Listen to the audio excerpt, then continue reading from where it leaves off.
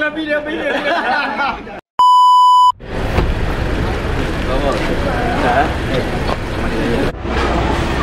Sudah lama lah, itu dari kecil. Dari kecil.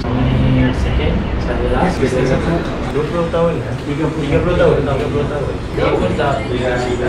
Because we need people, orang-orang yang faham politics kan. And also dia ada background business. You are engineer also kan? Ya. Okay, selamat Hari Raya. How are you? Okay, bawah. Oh, Wadi. Selalu dengan ni lah, kontak dengan Ashraf lah. Tambah ya. Kecing manis. Tak lulus. Suka mohon tak lulus. Ketua kampung tahun berapa? Ini kan saya. Terima kasih. Assalamualaikum. Sila.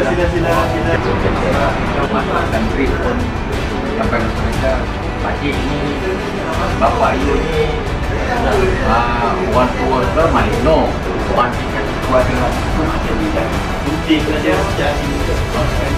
dia skuter kanan hari-hari dia patah tu dekat dalam dan partner Eric dia jangan dia kata nak cucuk nampak kena nampak Dah pernah kena lah? ada benda Senang-senang datang lagi. apa 100 Alhamdulillah. Alhamdulillah dapat kumpulkan kawan-kawan semua. Pendekatan saya mudah. Saya nak berdiri atas dasar kebolehan saya. Saya nak berdiri atas dasar kalau orang nak saya orang ambil, kalau tak nak tak apa.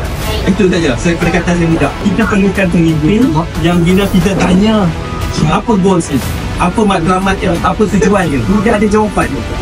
Mana dia tak try.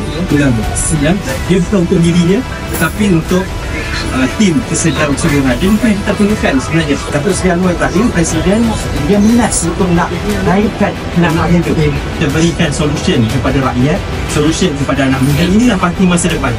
Yang join semua anak muda, yang join semua yang boleh bercakap pasal ekonomi, yang boleh bergaul dengan anak muda baik di kawasan bandar ataupun luar bandar. Itu yang paling penting.